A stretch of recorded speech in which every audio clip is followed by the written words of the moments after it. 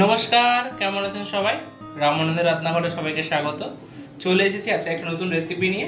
আজকে আপনাদের বানিয়ে দেখাবো হচ্ছে চিংড়ি মাছ দিয়ে কচুরলতি। চলুন পরবর্তী পর্যায়ে চলে যাব। গ্যাস জ্বালিয়ে কচুরলতিটা সেদ্ধ বসিয়ে দিয়েছি, তার মধ্যে একটু সামান্য নুন দিয়ে দেবো। সেদ্ধ মানে আপনার 5 থেকে 7 মিনিট বয়েল করে নেব কচুরলতিটাকে। 7 মিনিট বয়েল করে নিয়েছি কচুরলতিটাকে, এবার তুলে নেব জল ঝরিয়ে।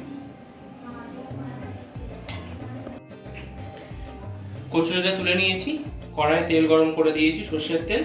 এর মধ্যে ছেড়ে দেবো হচ্ছে চিংড়ি মাছগুলো। তারপরে একটু নুন দিয়ে দেবো স্বাদ পরিমাণে, সামান্য হলুদ দিয়ে দেবো।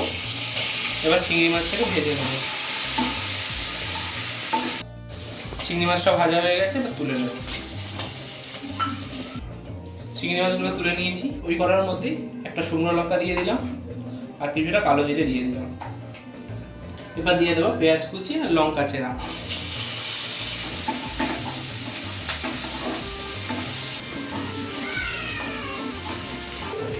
একটু নুন দিয়ে দেবো। এবার পেঁয়াজটাকে ভালো করে ভেজে নেব। পেঁয়াজটাকে লাল করে ভেজে নিয়েছি। এবার দিয়ে দেবো হচ্ছে রসুন বাটা।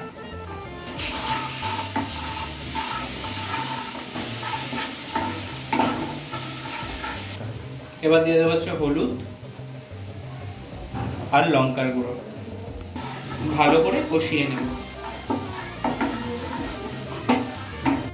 মশলা ভালো করে কষিয়ে নিয়েছি। এবার দিয়ে দেবো হচ্ছে বয়েল করে রাখা কচুরলতিটা। কচুরলতিটা মশলার সাথে ভালো করে কষিয়ে নেব।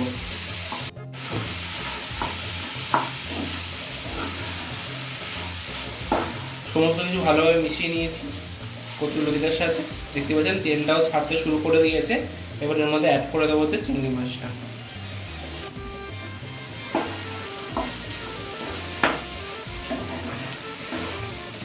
হাফ কাপ জল দিয়ে দেবো, উষ্ণ গরম জল। সমস্ত কিছু ভালো করে মিশিয়ে নেব। জলটা দেওয়ার একটাই কারণ, যে কচুরলতির ভেতরে নুনটা ঢুকে যাওয়ার জন্য জলটা দেওয়া। এবার 3 থেকে 4 মিনিট রেস্টে রেখে দেবো। 5 মিনিট পর চলে এসেছি।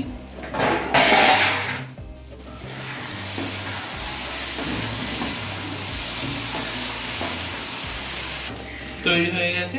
এবার এর উপর একটু চিনি দিয়ে দেবো সামান্য, একটু নেড়ে চেড়ে এবার নামিয়ে নেব।